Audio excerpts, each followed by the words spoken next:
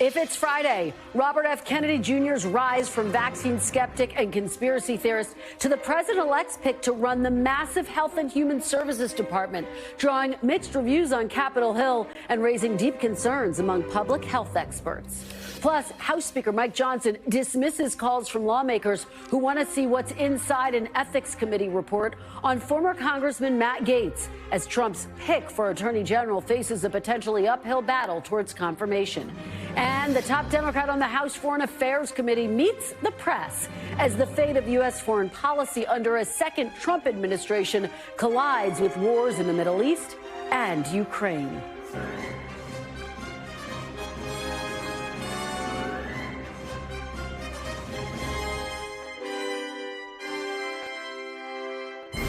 Welcome to Meet the Press Now. I'm Kristen Welker in Washington. President-elect Trump right now is plowing ahead with his transition, picking more loyalists to fill top spots in his administration after tapping a MAGA firebrand to be Attorney General and a vaccine conspiracy theorist to be the nation's top public health official. Mr. Trump is also moving to fill key Justice Department positions with personal allies. Yesterday, announcing his criminal defense attorney, Todd Blanche, will fill the #2 spot at the Justice Department, and also tapping Dean Sauer, who argued Mr. Trump's immunity case before the Supreme Court for Solicitor General. Those picks coming after he announced Robert F. Kennedy Jr. to lead the Department of Health and Human Services, something he teased on the campaign trail, but transition officials said wouldn't actually happen. Here's Mr. Trump last night after that announcement. If you like health and if you like people that live a long time, it's the most important position. RFK Jr. Bobby, we want you to come up with things and ideas and what you've been talking about for a long time, and I think you're going to do some unbelievable thing. Nobody's going to be able to do it like you, and boy, does he feel it in his heart. So the big question facing Kennedy right now, can he be confirmed by the Senate? The longtime anti-vaccine activist who mounted his own presidential bid before dropping out to endorse Mr. Trump has recently tried to soften his rhetoric on vaccinations. Here's what he told our own Vaughn Hilliard the day after the election. Oh, I'm not going to take away anybody's vaccines. I've never been anti-vaccine. But that actually contradicts previous false and misleading statements Kennedy has made about vaccines for years, including debunked claims linking vaccinations to autism. Can you name any vaccines that you think are good? I think some of the live virus vaccines are probably averting more problems than they're causing. There's no vaccine that is, safe and effective. A mountain of scientific study links autism to early vaccination with certain vaccines. I do believe that autism does come from vaccines. Now, the Centers for Disease Control, which HHS oversees, and the American Academy of Pediatrics both say there is no link between vaccines and autism. Those views and other health-related conspiracies Kennedy has espoused, raising concerns among some Republicans on Capitol Hill, even as others celebrated the pick and said choosing Kennedy was the president-elect's prerogative. Well, all my kids are vaccinated, and I hope he's not going to move against one of the most life-saving technologies in the history of the world. Do you think he was the right pick? I don't know. I'd like to see more of his opinions, more of his thoughts on different matters, but the anti-vaccine mantra scares me a lot. I hope he brings us to the European standard and fires a bunch of people at HHS that probably are responsible for all the COVID vaccines. That would be great too. I just want to get your reaction to RFK being tapped for HHS. I think it's awesome. It's all about freedom. Do you have any concerns about RFK's views on vaccines or any other issues that have come up? Well, look, ultimately, he's going to be carrying out President Trump's agenda. I have no doubt that they're all going to be focused on that mission in carrying out the mandate the voters gave us. Now, even some Democrats expressing a willingness to work with Kennedy on other issues, including food safety. Take a look. There's real problems that we have, and I've been sounding the alarm on these issues for years. And again, I've heard RFK speak to these issues, but I do have concerns. But I want to get things done, and I'm looking for partners to get really good things done when it comes to reforming the American food system. Joining me now is NBC's Dasha Burns, who's covering the Trump transition, and NBC's Ryan Nobles is on Capitol Hill, where these Trump picks will need to get confirmed. Dasha, let me start with you. So we just ran through some of why there has been some pushback to the announcement that President-elect Trump intends to nominate RFK Jr., including his stances on vaccines. He's had some other controversial views. Walk us through what you're tracking. So look, Kristen, there are folks on both sides of the aisle that have concerns and are potentially interested in working with RFK, as you just ran through there. You talked about the vaccine skepticism. There's also the fluoride issue. He said that on day one, he wants to see President Trump take fluoride out of our water system, something that's been in place for years. So he has departed from public health policy and posture that the U.S. has had for a long time. On the other hand, he is likely, because he has talked about this time and again, to go after big food, to go after big pharma. He's talked about getting rid of pesticides and chemicals that are in our foods, and that's somewhere where some Democrats are interested in potentially working with him. He's also someone who's interested in non-traditional medicine like psychedelics, and so seeing how Republicans might respond to some of those things will be fascinating. And then there's his position on abortion. He has not been in favor of abortion bans. He's been in favor of abortion rights in the past, and that's caused some concern on some folks on the right as well, Kristen. Yeah, a lot to unpack once those confirmation hearings get underway. You know, it's so interesting, Dasha, because, of course, RFK briefly ran for the White House himself as a third-party candidate, dropped out to work campaign alongside President-elect Trump. Talk a little bit about the connection that they have. What does the president-elect think that he brought to his campaign and will bring to this administration? Well, it was interesting during the campaign, Kristen, because the RFK support was kind of an odd Venn diagram of disaffected voters on both the left and on the right, the double haters that we talked about so much. And so when Biden dropped out of the race, when Harris came to the top of the Democratic ticket, a lot of the voters left over in that RFK Venn diagram were folks that would otherwise have supported then candidate Trump. And so Kennedy coming over and putting his support behind Trump was huge, because the voters that do follow Kennedy, his supporters, in many ways have a similar relationship that some of Trump's staunchest supporters have with him. It's a passionate relationship. And so I talked to a lot of voters who said, well, if RFK Jr. supports Trump, that's where I'm going. Really fascinating, Dasha. Thanks so much, Ryan. Let me head over to you. It's interesting. We've seen mixed reaction. You just heard what Cory Booker had to say. He thinks that there are some areas where they could work together. What are you hearing, and what are you hearing about how his confirmation hearing process may unfold? Well, I think, part of this, Kristen, is that, you can look at these nominees in two different ways, either one at a time individually, or you can take the entire bucket.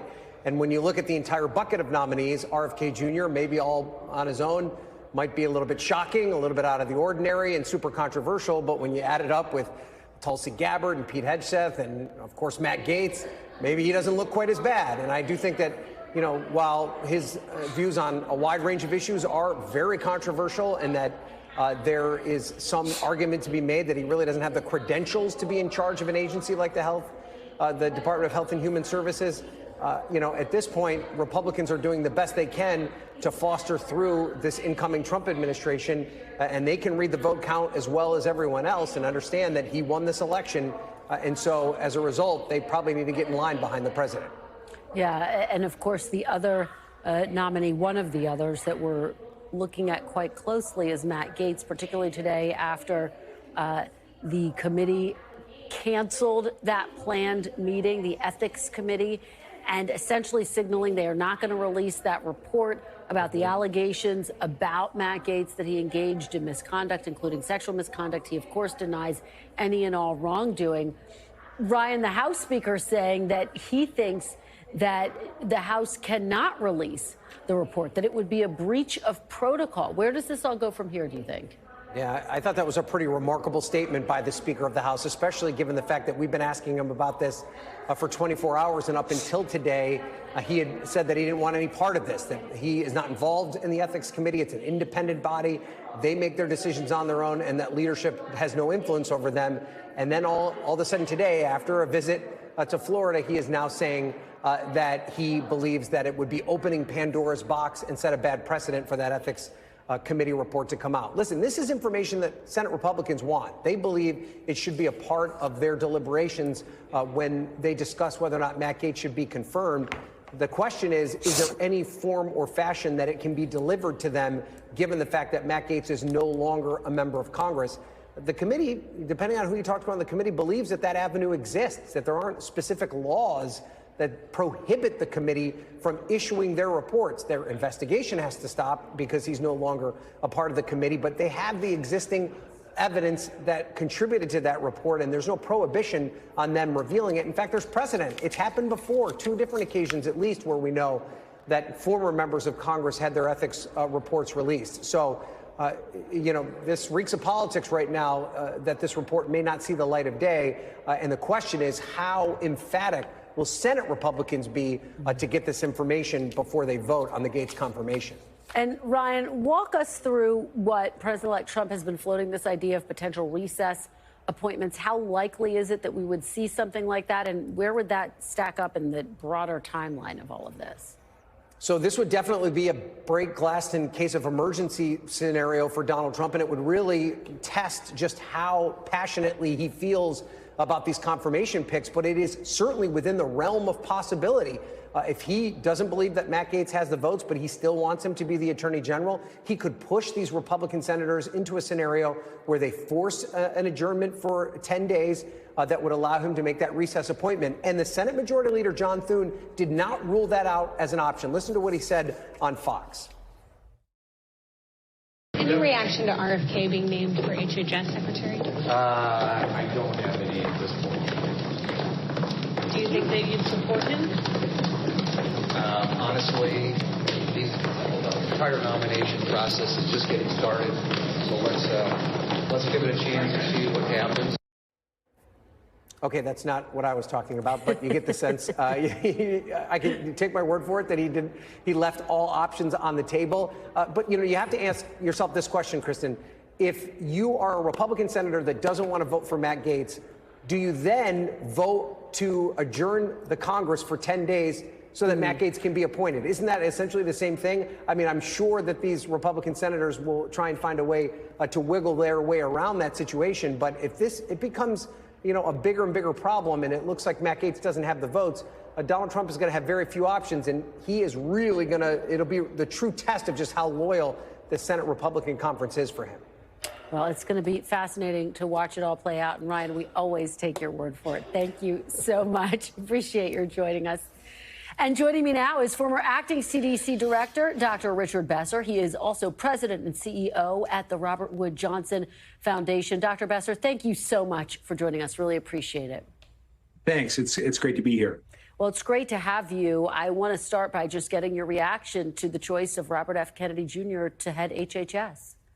Well, Kristen, when I heard the news, I have to say I was shocked.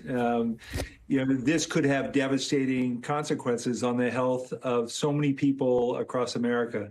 I've spent my career working in public health, and to have someone leading the Department of Health and Human Services who has done so much to undermine confidence in vaccines is absolutely chilling. I practiced pediatrics for more than 30 years, and I know that there's nothing I did as a pediatrician that had more impact on the health of the children in my practice than making sure they were vaccinated fully and on time. It is the most impactful intervention that we have in pediatrics and in public health.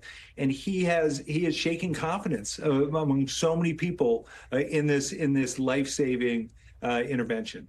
President-elect Trump has said he was going to let RFK Jr. go wild on health agencies. You talk about the vaccine skepticism piece of it, but I wonder what your biggest concern is because, as Dasha was laying out at the top of the program, there are a number of other controversial statements he has made, including suggesting he may look at the possibility of removing fluoride from drinking water. Yeah. You know, the department, the head of HHS has a big role to play in terms of the budgets for the various agencies. During the campaign, he talked about eliminating whole branches and departments within the Food and Drug Administration. I worked at CDC for 13 years under Republican and Democratic administrations, and there was never, in my mind, any thought that the head of the department had a different view on the value of public health science in terms of determining what we did to protect the lives of people in America. Robert Kennedy has raised those concerns in a big way. And the big challenging thing here, and you see this with a lot of people who put forward so much misinformation, is that bits and pieces of what he says are really good and would be really valuable. But they're mixed in with so many falsehoods that it will be very confusing for many in the public to determine what is a good recommendation based on science and which is one that is based on some other set of information. Dr. Besser, I'm wondering if you can help us understand. I mean, the HHS is one of the largest agencies. Talk about the complexity. What is required to be the Secretary of Health and Human Services? Yeah, I mean, I've been talking mainly about the public health consequences, but it is a huge department. It is the department that is responsible for health coverage. There are 27 million people in America who lack health insurance. The confirmation hearings will be so important to get his take on health coverage. How does he see a path forward to closing that gap? What is his take on Medicaid and Medicare, these programs that provide health services for so many people, services for people with disabilities, services for people who have addiction. These are all things that are in the purview of the department, which is why you often see the head of the department being a former governor or a major business leader, someone who has managed very complex institutions and knows how to keep them moving forward in really important ways. And I'm sure you have spoken to a lot of your colleagues. Can you share a little bit of what you're hearing from your colleagues in other health agencies about this pick? Well, you know, what I hear is a hope that each person in the Senate will ask the question of themselves, is this someone who will help the lives of people in my state? That's critically important. At the same time, you hear people saying, well, if he is confirmed, maybe we can work together on nutrition. You know, our school lunch program needs a major overhaul. Could we get processed food out of our school lunch program? That would take a major investment so that schools in America would have the resources, the kitchens to be able to prepare a healthy food. But if he believes in getting corporate interests out, that's a terrific thing. And it would take some of the pressure off that we see every time the school lunch program is looked at. So there's this balance between, well, what are the worst things that could happen? And if he's confirmed, what are some things that we could potentially work on? And, you know, one of the lines that we have heard from now President-elect Trump on the campaign trail when he was a candidate was the idea that various agencies within the U.S. government need to be overhauled. Are you concerned about the possibility that the CDC, NIH, FDA could in some ways be gutted or overhauled, and what would the implications of that be? Well, I think we have to recognize that we can always do a better job. You know, one of the pieces of unfinished business from the Biden administration was really the work to restore trust and faith in our institutions, in public health, that was so shaken during COVID when we saw massive politicization of that public health response.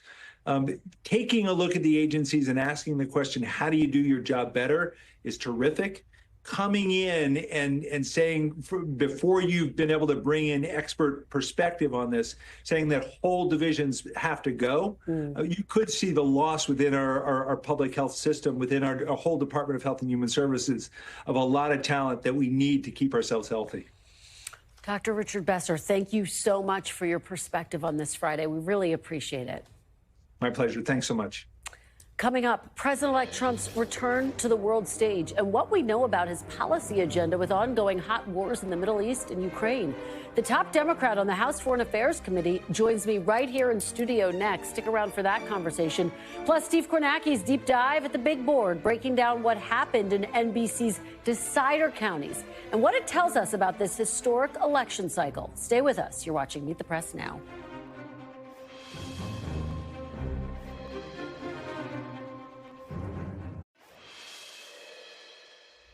Welcome back. In a parade of picks that have stunned even some of President-elect Trump's own allies, there is one cabinet choice that appears on a glide path to confirmation. We're talking about Florida Senator Marco Rubio for Secretary of State. Senate Intelligence Committee Chairman Mark Warner, a Democrat, told my NBC News colleague Andrea Mitchell that Rubio is, quote, the right decision and that he understands the role of American leadership. And Senate Foreign Relations Committee Chairman Ben Cardin, also a Democrat, told Notice News, quote, I know Marco Rubio well, and he's definitely knowledgeable about foreign policy. Joining me now is New York Democratic Congressman Gregory Meeks. He is the ranking member of the House Foreign Affairs Committee. Congressman, thank you so much for being here. Good to be with you. Thank you for having me. So thank you. We appreciate your coming in studio. Let's start right there. I just want to get your reaction to the news that President-elect Trump does intend to nominate Senator Marco Rubio as Secretary of State. What do you make of that? Well, in comparison to a lot of these other appointments, he does seem to make more sense. I hope and look forward to trying to work with him. I know that we're not going to agree on many things, but that's okay to have a debate and to work and to focus on what needs to be done, particularly with our allies and our friends, is extremely important. I know he has been focused, as I have in the past, on the Western Hemisphere, and to make sure that our allies and our friends in the Western Hemisphere is strong and safe and working with us is tremendously important. So I look, hopefully to look forward. The only question that I would have is two things. Number one, I wonder what authority he will actually have, that the president will not then step in, because the president has been very clear that he thinks it's him and only him that can make certain decisions. And I do notice, and noticed very much so, how Senator Rubio changed his mind going into the presidency, where once he's one of the staunchest supporters about funding for Ukraine against Russia. But it seemed as though when the president got in and started talking to individuals, he changed and did not vote for the last funding for Ukraine. So it gives me a concern as to, is he going to listen to himself and his own instincts and try to push that? Or is Donald Trump going to be the individual that's going to tell him what to do no matter what? Well, that sets me up perfectly for my next question to you, which is about Ukraine, because both President-elect Trump and Senator Rubio have talked about the need for a negotiated settlement. As you know, the president-elect, as a candidate, said he thinks he can end the war in Ukraine in 24 hours. The implications there would be that Ukraine would have to give up ultimately some of its territory that Russia has illegally claimed. Would you support a negotiated settlement? My position has been that the negotiated settlement should be something that the Ukrainian government wants. President Zelensky should be in a position to discuss the settlement. And the whole idea, President Zelensky has always said that there should be a settlement, but we wanted to put him in a position that when they were negotiating, they would negotiate from strength and not weakness. What President-elect Trump is talking about is basically putting them in a position of weakness. If you don't give them what they need to defend themselves and defend their democracy, then they go to the table in a weakened position, and then they give up what is their sovereignty and their land to Vladimir Putin, which also gives him the signal that he can do that in other areas with some of our NATO allies, particularly just take the territory. Let me ask you about President-elect Trump's intention to nominate Tulsi Gabbard, your former Democratic colleague, as Director of National Intelligence. What do you make of that? She's someone who has parroted Russian propaganda. Do you think that she has the credentials to serve in that role? Absolutely not. Look, when she served on the Foreign Affairs Committee, when she abruptly went off to meet with Assad and other things, I think that she is a risk to our national security. I think that she would not pass the necessary screening, the necessary background checks and security clearances that are necessary for someone in that position. She would be found not qualified, and one of the reasons why I think the president is trying to find alternative methods of getting her cleared, because he knows that she does not fit the qualifications for that particular position. Absolutely unqualified, absolutely, I think, a threat to our national security. Let me ask you, that's a strong statement that you think she's a threat to national security. Your colleague, Debbie Wasserman Schultz, went so far as to say that Gabbard is, quote, likely a Russian asset. Do you agree with that? I don't know whether she's an asset or not, but I know that based upon what she has done, based upon her actions, it's a threat to our national security. It's a threat to secret information. It's a threat to the moving forward of our country to defend ourselves and to help our allies to work, who are working with us. And it would be something that I think that Vladimir Putin and Assad and those types would be smiling about. Let's turn to domestic politics now. I want to ask you about the election results. President-elect Trump in the borough of Queens, your borough, some votes still yet to be counted, but Vice President Kamala Harris performed 10 points worse than Joe Biden in 2020. She got nearly 1 million fewer votes than Biden did statewide in New York. Donald Trump increased his tally from 2020 to 2024. Congressman, how do you explain that? No, what I'd rather explain is that in 2022, we lost seats in the House in New York. We lost 5 of them. And in 2024, we have all 5 back. So it showed that there was a huge reverse. We flipped 3 seats in New York in 2024. In Nassau County, which has been moving toward Republican side, we had Laura Gillen win. Upstate New York and Syracuse. In the Mid-Hudson region, 3 seats we flipped, 2 seats that we won additionally in a special election, and they held on. So there's 5 seats we won back in New York. So it shows to me that New York, and there's not one, Queens County, I'm the chair of the Queens County Democratic Party, we did not lose 1 Democratic seat in Queens County. And yet, Congressman, you do not have control of the House again. And again, Trump expanded his support in your borough. Kamala Harris lost support from where President Biden was in 2020. Just writ large, when you look at the election results, what do you think went wrong? Well, I think that what happened is what you look at, of course, when you talk about the economy and you talk about immigration, those are issues that were important and to individuals in that area. I think that clearly, again, they did not resonate the issues to understand that when you talk about the economy, for example, it all started with the pandemic. 10 nations, 10 democratic nations around the world where there was either a conservative government or a liberal government were all voted out thereafter if they were in charge during that pandemic. But we've got a better way to message that and to let folks to understand that, and we've got to do that immediately. When you talk about immigration, we tried the real job, and then people who should they hold accountable on immigration and immigration reform, not done by the president, actually. It should be done by the United States Congress. It is our job to do immigration reform. We tried to do so. President Trump stopped it. So, but those were the main issues that were out there that resonated with the people. We did not have the appropriate, or we didn't respond in a timely manner.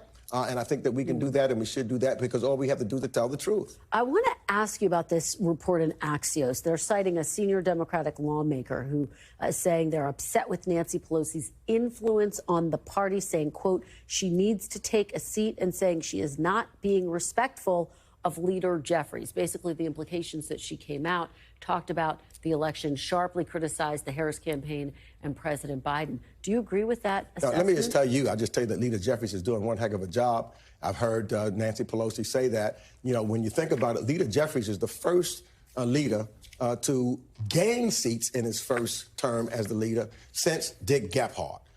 When you look at the number of seats we flipped, the number of individuals who protected their seats, it's more than the Republican side. So we are closer now than where we were. And Leader Jeffries has been a heck of a leader, keeping us together, moving and getting advice and talking to, whether it's former Speaker Pelosi, whether it's Leader Steny Hoyer, whether it's Jim Clyburn, those that have been there beforehand. But he's been great in working us and pulling us all together. And he's a fantastic leader for our party. Well, we're going to have him on Meet the Press on Sunday, so we'll hear from him directly. Congressman, thank you so much for being here. Thank you for having me. Really appreciate your time on this Friday. Coming up next, I'll talk to the father of an American-Israeli hostage about his meeting at the White House this week as the Trump administration prepares to take the reins of U.S. foreign policy. Stay with us. You're watching Meet the Press now.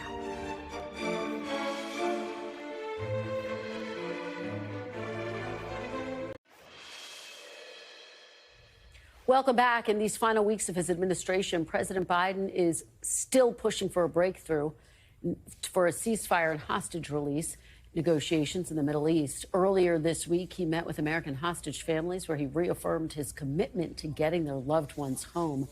President Biden also raised the issue with President-elect Trump when he hosted him at the White House on Wednesday. National Security Advisor Jake Sullivan told reporters that the White House signaled to the Trump transition team their willingness to work together on the hostage issue.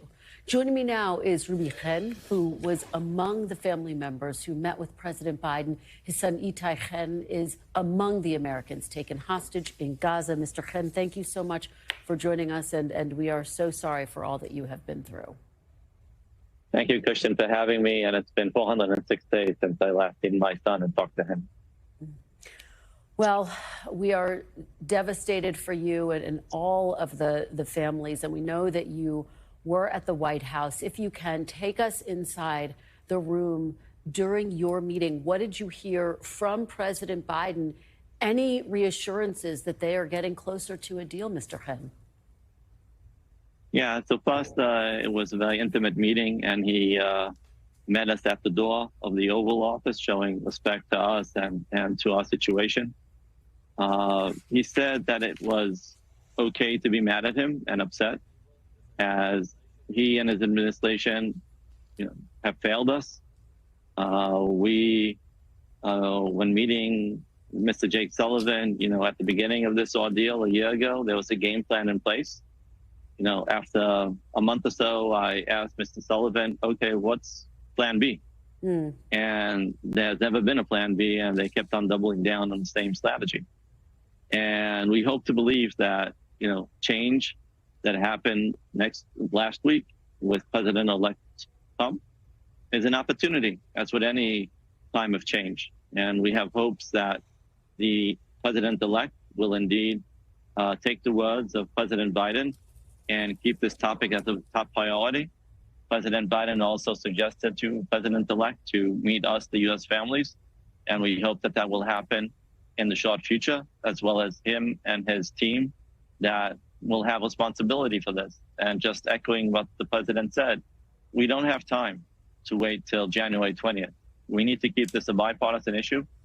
And we are glad that Mr. Sullivan reached out to his new counterpart, telling him, come into the office and let's work on this, because we have no time to lose.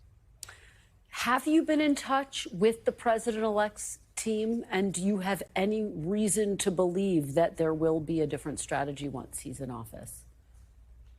So we, from day one, have kept this a bipartisan issue, meaning every time that we did visit Washington, we also visited very prominent Republican senators and leaders from the House, such as Speaker Johnson, as well as this week, Senator Rubio and his team. And we hope to believe that the new team that is coming in with a fresh perspective would actually help us come to a different outcome. We've been stuck at the same place for a few months, where I'll just give you it in one sentence. Israel, wants to get the hostages via an end of war or ceasefire. As the Hamas, they're looking at it in an opposite viewpoint. They want end of war via the hostages. And those two sentences do not connect with one another. And we need to find a different way to look at this equation. Well, let me ask you about this reporting in the Washington Post that Israel may be preparing a ceasefire deal with Lebanon as a potential quote-unquote gift to President-elect Trump once he takes office in January. Your response to that? Yeah, we discussed that with Mr. Jake Sullivan. He shared his thoughts on that. And I would challenge that, Christian, and actually would ask you maybe to find that intelligence officer that has that understanding that he believes that if the Lebanon peace goes to a ceasefire, that would isolate Hamas more and will bring them to a place that it will motivate them to move quicker to a deal to release the hostages. I would be very glad to talk to that intelligence officer in the United States that believes that that is indeed the case. We have failed again and again to understand Hamas and how they think. And I also think that by decoupling the Lebanon peace from the Gaza peace does not do justice to the hostage families, specifically the 7 U.S. hostages that have been kept in Gaza for over 400 days. Mr. Chen, as you said at the top of this interview, it has been 406 days since you have seen your precious, beloved son. How do you find the strength to keep going, to continue to advocate for him and the other hostages? Well, you know, sometimes you don't have a choice. What is the alternative? It's, you know, staying in bed under the covers and, you know, waiting for this to end. We, and myself specifically, have a family to take care of, and we need to have that ability to become whole again. And I am sure any father listening to me now would understand the very simple sentence. My mission, my single mission, is to bring Itay, my son, as well as the 100 hostages back where they belong. And this stalemate has been going on for too long, and I will continue to advocate until we get an end where we all understand what is needed. There's a need to have an end of war by Israel, getting the IDF soldiers out, getting the hostages back, and then whatever happens, happens. But we cannot, we must not allow these 101 hostages to be a sacrifice for whatever political will that we are unable to identify to get this to the finish line. And I hope to believe that with President Trump-elect and his team, we'd have a different way of convincing the parties that it's time to put an end to this, where the U.S. strategic interest in the region is to create a calm environment, to defuse the region. A way to make that happen, the key is the hostages and getting them out. That will defuse the whole instability in the region. Well, I think I speak for the whole world when I say we are all just praying for that as well. Ruby Chen, thank you so much for your time, for sharing your family stories. Our thoughts are with you all at this incredibly difficult time. Christian, just one word, if I may, praying for us. You know, Christmas is coming up pretty soon. Yeah. Let's hope we have a Christmas miracle and we'll be able to be reunited with our family members soon again. Oh, well, we are all going to hope for that as well. Thank you so much for joining us. We really appreciate it. Thank you and have a good weekend. You too. We have much more news still to get to, so don't go anywhere. You're watching Meet the Press now.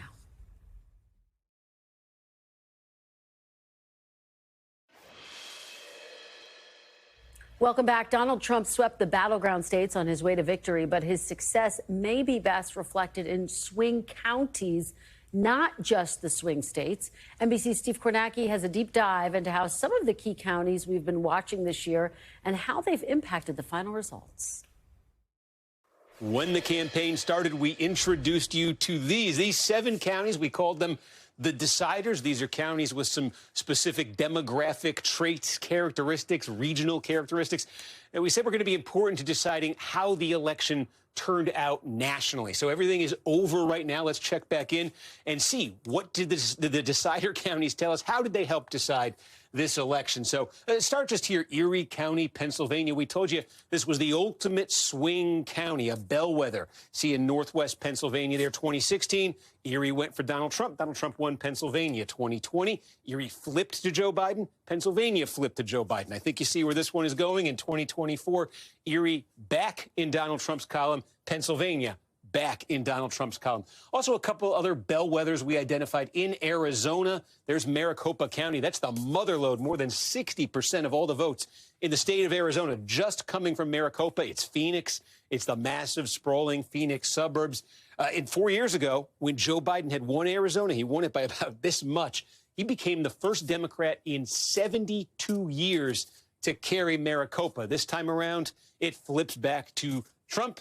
Arizona flips back to Trump. We also said Washoe County in Nevada. This is where Reno is. We said this identified as a bellwether, too. There's two big population centers in Nevada. The major one is here, Las Vegas, Clark County. But Washoe County is the other biggie, again, Reno in that area. And it's typically been the more swingy of these counties. The interesting thing that happened in Washoe is Trump made a pretty big jump here, but he didn't quite win it. So Trump's actually going to lose Washoe County, and he's actually going to lose Clark County. That's expected. The Democrats usually win there.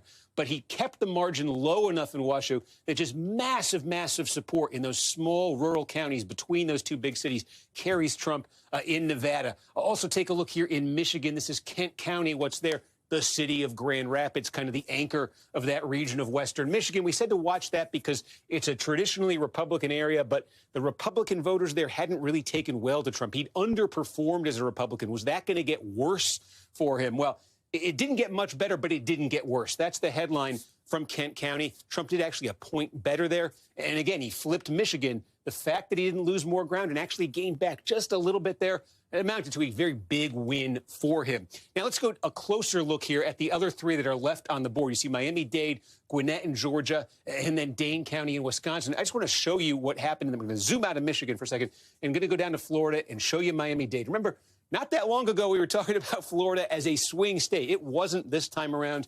Trump ends up winning Florida by double digits. Look what's happened. This is a big reason why. There's almost 3 million people in Miami-Dade County. It's a 70% Hispanic county. Look, in 2016, Clinton won this. Hillary did by almost 30 points over Trump. He brought it all the way down, Trump did, to a 7-point gap in 2020. And now a double-digit win for Trump in Miami-Dade County. That's a shift of more than 40 points since Donald Trump came on the scene in his direction. Big reason Florida's off the map now when we talk about swing states. Also, we said, take a look here in Georgia. Let me go north to Georgia. The big Atlanta suburbs here. Gwinnett County was our decider county.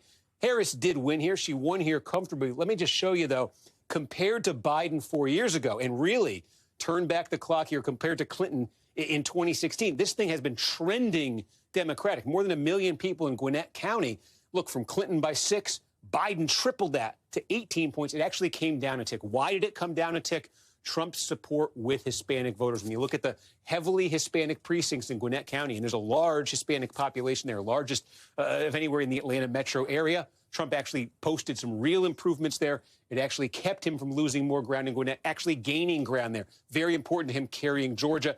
And then we'll land in Wisconsin. Again, another state Trump carried very narrowly here. You see under 30,000 votes. Dane County, huge Democratic county, University of Wisconsin, the state capital, Madison. Why did we identify this? Because what's been happening in Wisconsin, we've been seeing nationally, the Democrat support has been geographically contracting. They're losing ground all over the country in blue-collar, rural areas. It makes it more and more important for them to run up the score in places like Dane County. Big, population dense, high concentration of college degrees. So Harris did win here overwhelmingly. Her margin, 188,000 votes. And this is the key. That was an improvement from 4 years ago. The margin then, you could see Biden over Trump for Democrats was about 181,000. But given all of the losses Democrats continue to suffer throughout the vast majority of Wisconsin geographically, those blue-collar areas, she needed to run this number up much higher to offset that. So the story in Dane was, yeah, overwhelmingly Democratic. We were asking, was it going to be overwhelmingly Democratic enough for them? And the answer, no. Fascinating. Those were the counties that we were watching so closely this election year. Still to come, stocking the cabinet and bracing for the fallout. The president-elect's unconventional picks so far and the potential political consequences. Our Friday panel is here, and they are next. Stay with us. You're watching Meet the Press now.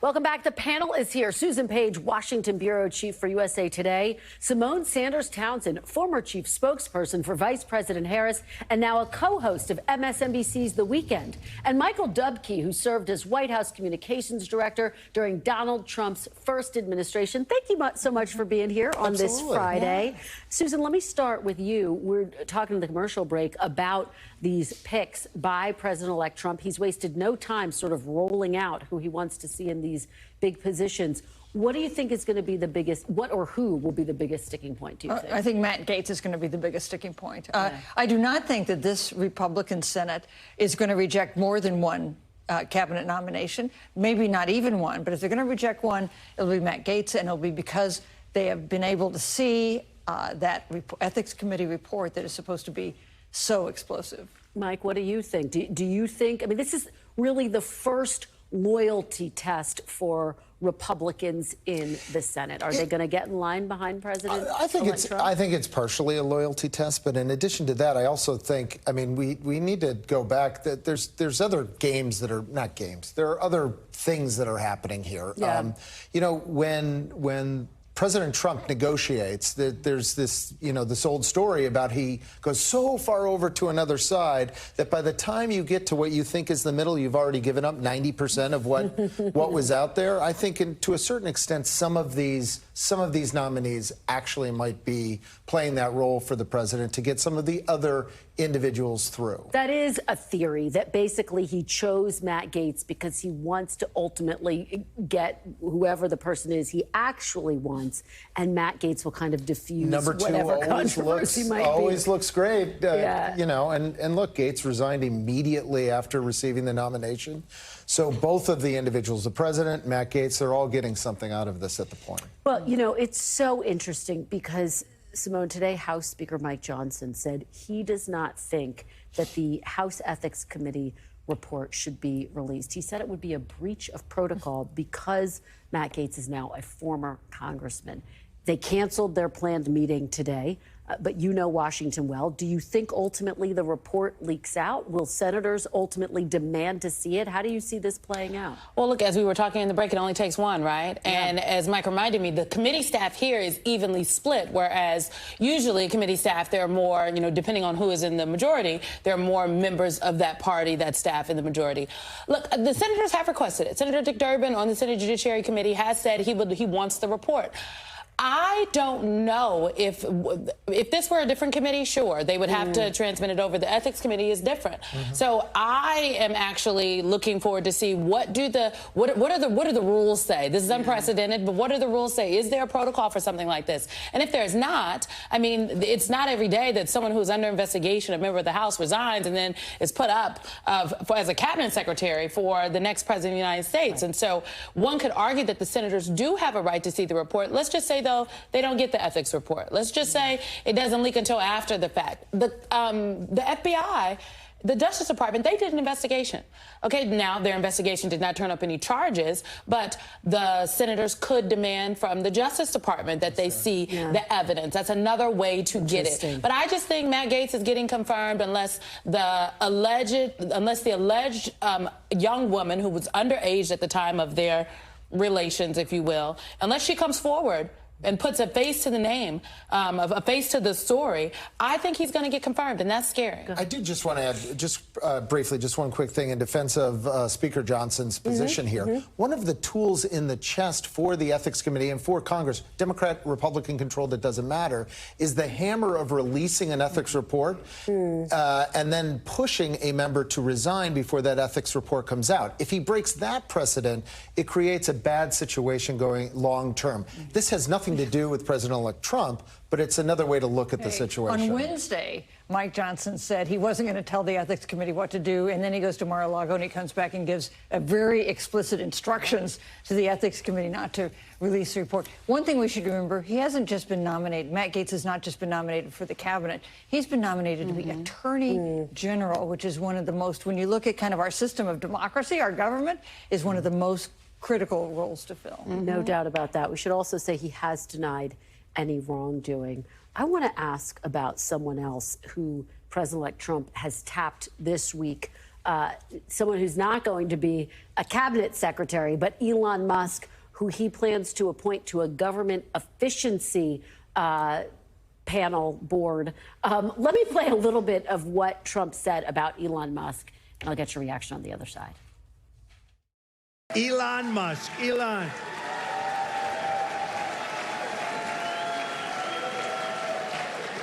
What a job. What a job he does. He's a great, and he happens to be a really good guy. You know, he likes this place. I can't get him out of here. He just likes this place. And you know what? I like having him here, too. He's good. He's done a fantastic job. Really an incredible mind. Susan, it's such a fascinating relationship, and you hear him say, I can't get him out of here, but I like him. How do you see this relationship? I mean, there are reports that he was meeting with Iranian officials this past week. How do you see this? Reaches out to them. That's really unprecedented. Gets on the phone when the president-elect is talking to the head of Ukraine.